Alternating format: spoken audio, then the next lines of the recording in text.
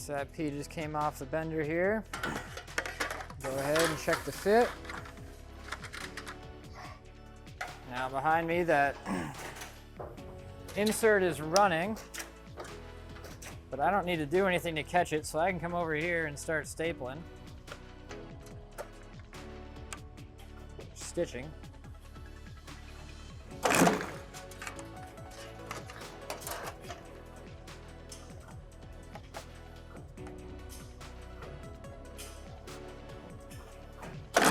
Now, because of space limitations in our demo area here, we do not have the pneumatic height adjustable table set up with the ChannelStitcher. That is an optional piece of equipment. It comes in handy for larger letters. It's just kind of a surface for everything to rest on. Now, without the table, obviously this is a maybe a 20 or 22 inch letter P.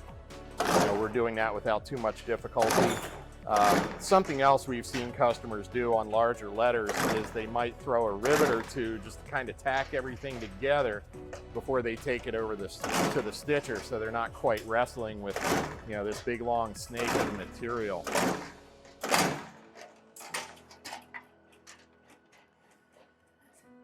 One other advantage too of the stitcher is on a radius like this, we have a good amount of notches here, and a lot of these tabs might be too small for a clincher or for rivets, but with the stapler that's not an issue at all.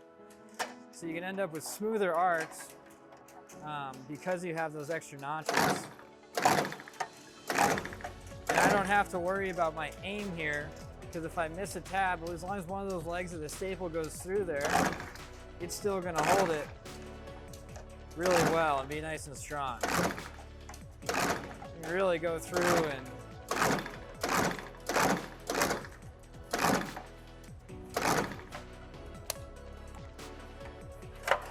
really fly through those radiuses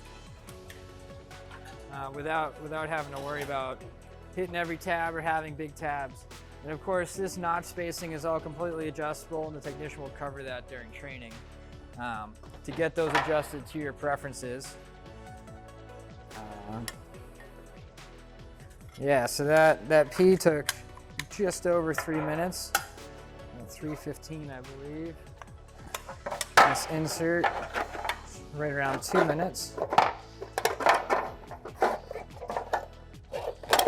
ahead and get that in here. That fits nice and tight.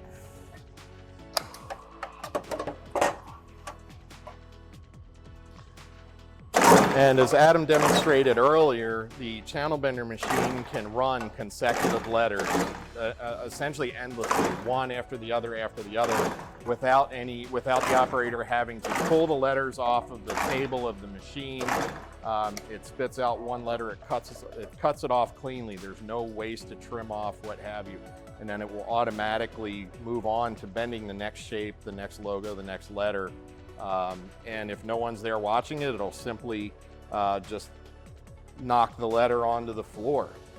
So you can see the first part took just over 3 minutes. The second part took just over 2. So we have 5 minutes to bend, maybe a 22 inch letter, letter P.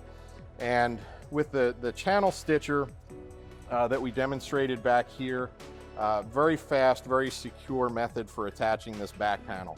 You're not going to get this ACM panel out of here without destroying the letter. And the ChannelStitcher will also work with sheet aluminum, up to 2 layers of 080. So whether you're using ACM for the backs of your letters or aluminum, this will work.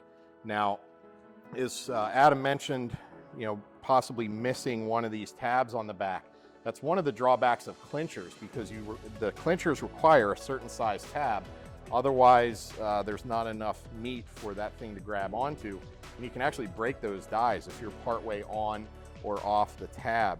Whereas the ChannelStitcher doesn't care. It will go through, it'll span that gap. It'll go partially through a gap in the flange and a tab. And then consumables cost is also important. One of the new machines for attaching back panels to the channel letters is, it's called a self-piercing riveter. And those collated rivets are very expensive relative to the stitcher wire that the channel stitcher here uses. The stitcher wire is $300 for an order of 50 pounds. That's 5 10-pound spools.